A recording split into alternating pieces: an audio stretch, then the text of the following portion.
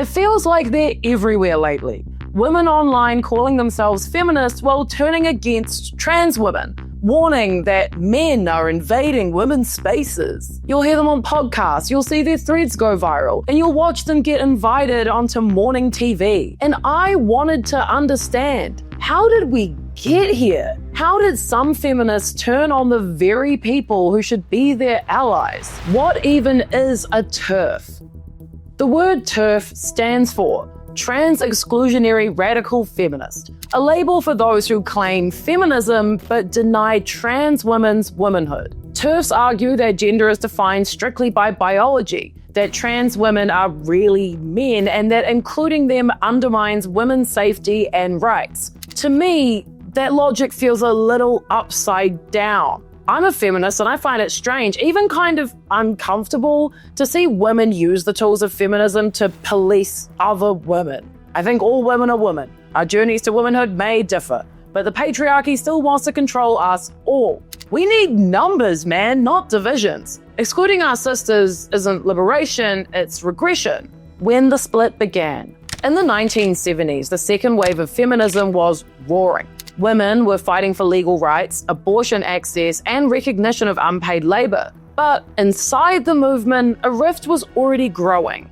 At the 1973 West Coast Lesbian Conference, radical feminists famously argued over whether a trans woman, singer Beth Elliott, should be allowed to perform. Robin Morgan, one of the keynote speakers, declared, "I will not call a male she. 32 years of suffering in this androcentric society have earned me the title woman." That quote marked the beginning of a divide that still echoes today. Radical feminists like Morgan and later Janice Raymond, author of The Transsexual Empire in 1979, believed that men could never truly understand women's oppression.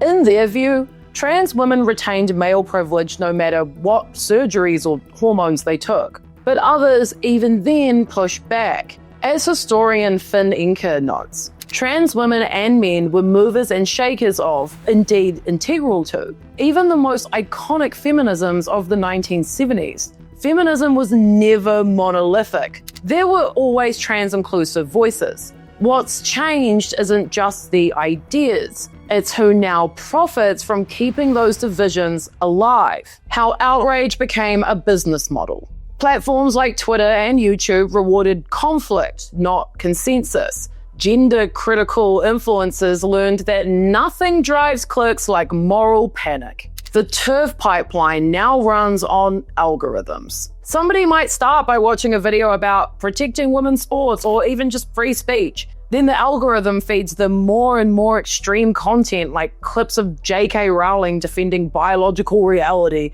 podcasts against gender ideology, and Reddit threads filled with complete pseudoscience. A 2023 paper from the University of Michigan described this as digital grievance culture, an economy where outrage becomes identity. Once a woman expresses any sort of discomfort, she's targeted with posts telling her she's being erased. These posts rack up shares, likes, and eventually profit.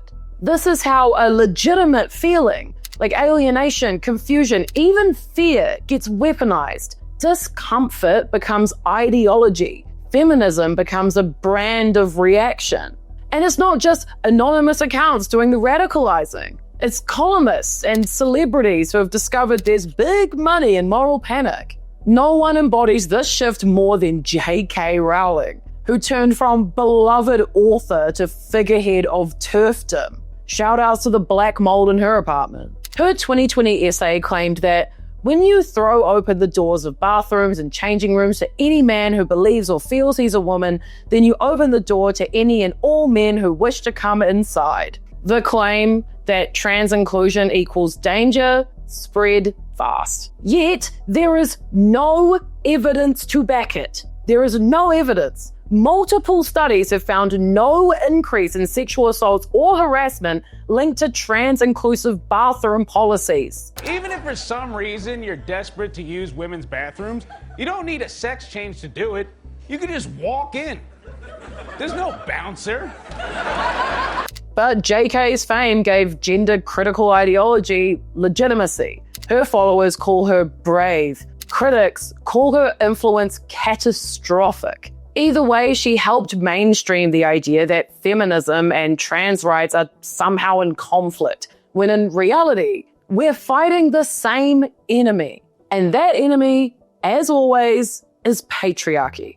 Nothing shows it better than the moral panic around trans women in sports. The conversation supposedly began around fairness, but it quickly turned into public humiliation. Take Imane Khalif, an Algerian boxer competing at the 2024 Paris Olympics. She was accused by online commentators of being a man after dominating in her weight class. There was no evidence, only conspiracy. The International Olympic Committee had cleared her to compete, but the mob didn't care. She received death threats, her gender dissected on social media, and her humanity reduced to anatomy.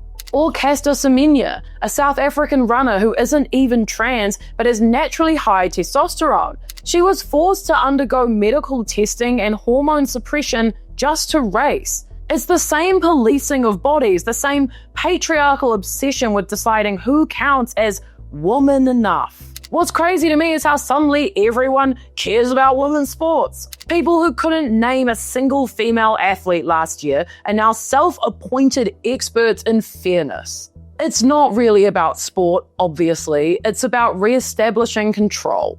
And if we're truly talking fairness, the conversation should be between cis and trans women athletes themselves. You know, the people who this actually affects or actually knows how it works, not random politicians or podcasters who've never even run a lap. I don't know anything about sports because I suck at sports, so I don't have a weird opinion about it. Words, wounds, and weaponized language.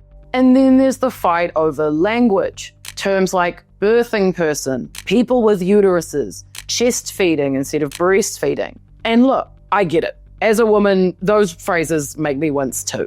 I don't want to be called a birthing person. It's weirdly clinical. And for many women, they feel an emotional and almost spiritual connection with the idea that their body is capable of creating life. Which is fair enough. Totally cool. Yup. But language evolving isn't oppression. It's more like adaptation. Look, if someone calls me a birthing person, I can simply say, hey, I don't like that one. I prefer woman.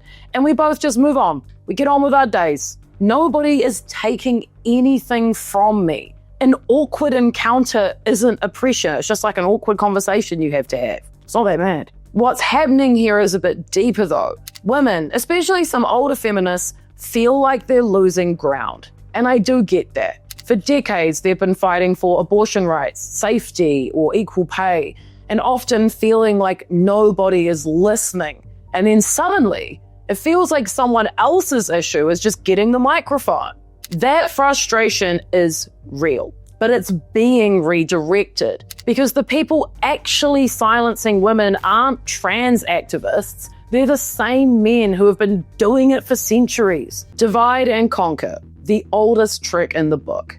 Let's be very clear. The winners of this division are not women, trans or cis. It's the right-wing politicians passing bathroom and book bans, the think tanks funding anti-trans lawsuits, and the media networks milking the conflict for clicks and money and attention. Research from the Public Religion Research Institute shows that 81% of self-identified feminists support trans rights, while the group most oppose are white evangelical conservatives, the same people who fought feminism in the 1970s. Back then, there were campaigns against the Equal Rights Amendment that warned that it would create unisex bathrooms and destroy the family. Does that sound familiar to you? Half a century later, the exact same script is back, only now it's dressed up as protecting women from trans ideology. The real danger isn't trans inclusion, it's biological fundamentalism. The idea that biology equals destiny, that as a woman you're just a sum of your parts. And that idea has always been the patriarchy's favorite tool. I'm sick of seeing women fall for this over and over. The same guy has been trying to get us all forever, and now they've even managed to convince you that different women are the problem. Come on! Imaginary danger, real consequences. When you listen closely, Most TERF arguments are built on hypotheticals, not facts. What if a man pretends to be trans to enter a woman's shelter? What if a trans woman assaults someone in a bathroom? But in every country that's passed trans-inclusive laws, from Canada to New Zealand, there's been no evidence of increased danger. The violence overwhelmingly goes the other way, towards trans people themselves. Back in 2015, a US survey found that 41% of trans respondents had attempted suicide, compared with about 4% of the general population. Many cited harassment, discrimination, or physical violence as causes. So when people claim they're protecting women, they're often protecting no one, just projecting fear. And the victims, well, the victims are women. What fascinates me is how this fear feels personal even when it's engineered. Many women first encounter anti-trans rhetoric because it mirrors something that is real: discomfort, confusion, or a sense of invisibility. Those emotions are valid, 100%, but online they're monetized. Platforms amplify the most extreme takes. You click once on a clip about cancel culture and soon your feed fills with gender ideology, protect our daughters, and save women's spaces. The political stakes. So while we're busy arguing online about pronouns, the far right is passing anti-trans laws in over 20 US states. They're also coming for abortion rights, contraception, gender education, sexual safety classes. It's all part of the same project, controlling bodies, especially female ones. Even conservative think tanks have admitted that protecting women's sports and protecting children from gender ideology are strategic rebrands of old moral panics. Very boring ones. The Heritage Foundation, one of the biggest backers of Project 2025, has poured millions into both anti-trans and anti-abortion campaigns, both under the same banner of family values. So when TERFs claim to be defending women, they're aligning with the very forces dismantling women's autonomy. The patriarchy doesn't care who it uses as long as we stay divided. And think about this: any rights they take away from trans people, they are planning to take those rights from you too, and you're letting them get away with it. Love, not panic. A manifesto. I do have hope though, it's not all bad. Despite the noise, most feminists aren't buying it. Surveys show that feminist-identified women overwhelmingly support trans rights, reproductive freedom, and gender equality together. Trans women are not a threat to feminism. They're just part of its evolution. Feminism has always expanded. Once it was white women fighting for the vote while ignoring women of color. Then it was straight women ignoring lesbians. Now we face the challenge of inclusion again. And each time we've grown stronger for it. When I think about womanhood, I think of resilience, of people fighting systems that were designed to break them. Whether you were born into womanhood or fought your way into it, the patriarchy still wants to control your body, your choices, your identity. That is our shared enemy. So yes, we're different, obviously. Our paths are different, obviously. But different doesn't mean divided. The right wins when we forget that. If you want more stories that actually explain how power works, hit subscribe, leave a like, and tell me what you think in the comments. I read all of them, even the angry ones. But keep it chill down there, because I'm telling you, I'm watching. I'm looking at you. Bye.